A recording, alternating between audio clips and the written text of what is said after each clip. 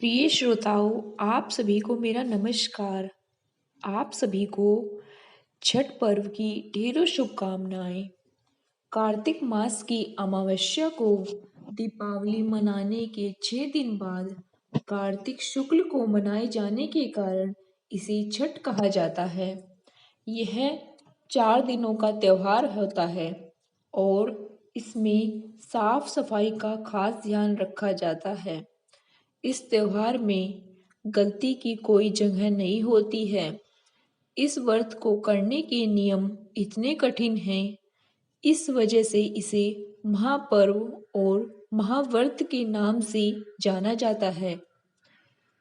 छठ देवी सूर्य देव की बहन है और उन्हीं को प्रसन्न करने के लिए जीवन के महत्वपूर्ण अवयवों में सूर्य व जल की महत्ता को मानते हुए इन्हें साक्षी मानकर भगवान सूर्य की आराधना तथा उनका धन्यवाद करते हुए माँ गंगा, यमुना या किसी भी पवित्र नदी या पोखर तालाब के किनारे ये पूजा की जाती है।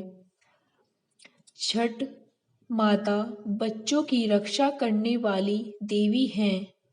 इस व्रत को करने से संतान को लंबी आयु का वरदान। छठ मैया बच्चों की रक्षा करने वाली देवी हैं। शिशु के जन्म के 6 दिनों बाद छठ मैया की पूजा होती है। इनकी प्रार्थना से बच्चों को स्वास्थ्य, सफलता और दीर्घायु होने का आशीर्वाद प्राप्त होता है। छठ व्रत कथा के अनुसार प्रियव्रत नाम के राजा थे। उनकी पत्नी का नाम मालिनी था। दोनों की कोई संतान नहीं थी। इस बात से राजा और उसकी पत्नी बहुत ही दुखी रहते थे। उन्होंने एक दिन संतान प्राप्ति की इच्छा से महर्षि कश्यप पुत्र प्राप्ति के लिए यज्ञ करवाया। इस यज्ञ के फलस्वरूप रानी गर्भवती हो गई। 9 महीने बाद संतान सुख को प्राप्त करने का समय आया तो रानी को मरा हुआ पुत्र प्राप्त हुआ। इस बात का पता चलने पर राजा को बहुत ही दुख हुआ। संतान शोक में वह आत्महत्या का मन बना लिया। लेकिन जैसे ही राजा ने आत्महत्या करने की कोशिश की तो उनके सामने एक सुंदर देवी प्रकट हुई। देवी ने राजा को कहा कि मैं छठ देवी हूँ। मैं लोगों को पुत्र का सौभाग्य प्राप्त कराती हूँ। इसके अलावा जो सच्चे भाव से मेरी पूजा करता है, मैं उसके सभी प्रकार के मनोरथ को पूर्ण कर देती हूँ।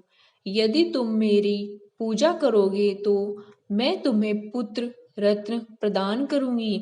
देवी की बातों से प्रभावित होकर राजा ने उनकी आज्ञा का पालन किया।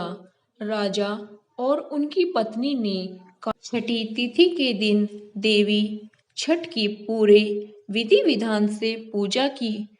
इस पूजा के फलस्वरूप उन्हें एक सुंदर पुत्र की प्राप्ति हुई।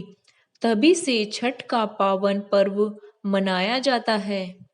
ज्ञान कथा सार की आपको ये वीडियो कैसी लगी, हमें कमेंट बॉक्स में ज़रूर बताइए और कमेंट बॉक्स में जय छठ माता ज़रूर लिखिए।